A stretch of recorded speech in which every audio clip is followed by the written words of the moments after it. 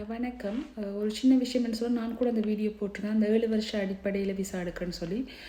அது இன்னொரு விஷயம்னு சொன்னால் நான் நிறைய ப்ரிஃபெக்சரில் கான்டாக்ட் பண்ண வரைக்கும் 3 வருஷ அடிப்படை வந்து மெச்சிய தோசியம். அதாவது வந்து இப்போ ரெஸ்டாரண்ட்டில் ஒர்க் பண்ணுறாக்கள், அதை தாண்டி வந்து அஜோந்த சர்வீஸில் ஒர்க் பண்ணுறாக்கள். ஸோ அந்த மாதிரி ஆக்களுக்கு மெச்சிய தோசியம் உங்களுக்கு இருக்குது. ஸோ 24 ஃபிஷ்டு பே இல்லாட்டி 12 ஃபிஷ்டு பே வச்சு நீங்கள் கேட்க முடியும். அதற்கு பிறகு உங்களுக்கு இருக்கிறது 5 வருஷ அடிப்படை.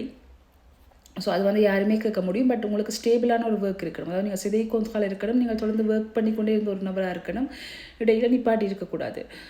இன்னொரு கேட்டகரி இருக்குது, அதுதான் நாங்கள் இப்போ கதைச்சு கொண்டிருக்கிறோம் 7 வருஷம். 7 வருஷ கேட்டகரி என்னென்னு சொன்னால், இப்போ நீங்கள் தொடர்ந்து இந்த நாட்டில் 7 வருஷமாக இருக்கிறீங்க, உங்களுக்கு ஒரு தடவை கூட தேவை நாட்டை விட்டு போக சொல்லி, அதை தாண்டி நீங்கள் ஒர்க் பண்ணாலும் அது ஸ்டேபிள் இல்லாட்டி கூட நீங்கள் கேட்க முடியும். அதாவது நீங்கள் தொடர்ந்து ஒரு வேலை செய்யலை, பட் நீங்கள் வேலை செய்து கொண்டு இருக்கிறீங்க.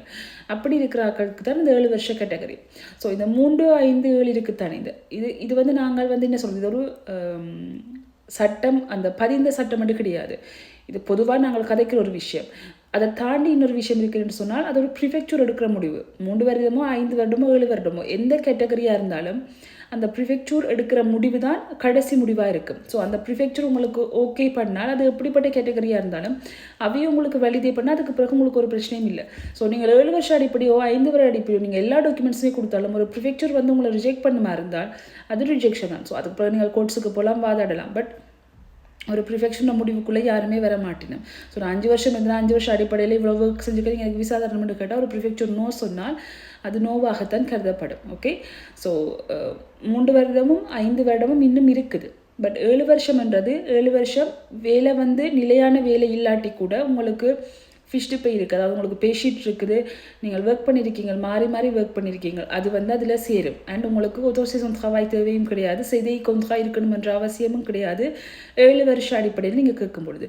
பட் 3 வருஷம் 5 வருஷம் அப்படி கிடையாது. உங்களுக்கான ஒரு செய்தி கொந்தா இருக்கணும், உங்களோட எம்ப்ளாயர், அதாவது உங்களோட பத்ரோண்ட லெட்டர் உங்களுக்கு இருக்கணும். ஸோ எல்லாமே லீகலாக உங்களுக்கு இருக்கணும். 7 வருஷம் அடிப்படைக்கு வந்து அப்படி கிடையாது. நீங்கள் இந்த நாட்டில் ஸ்டேபிளாக இருந்து நீங்களாக ஒர்க் பண்ணி கொண்டு வந்துருக்கிறீங்க, அப்பப்போ உங்களுக்கு வேலையெல்லாம் போயிருக்கு, அது வந்து கன்சிடர் பண்ணப்படும் 7 வருஷம் அடிப்படைக்கு. ஓகே, ஸோ இது நான் உங்களுக்கு சொல்லணும்னு நினைச்சிதான். ஸோ அதுதான். நன்றி.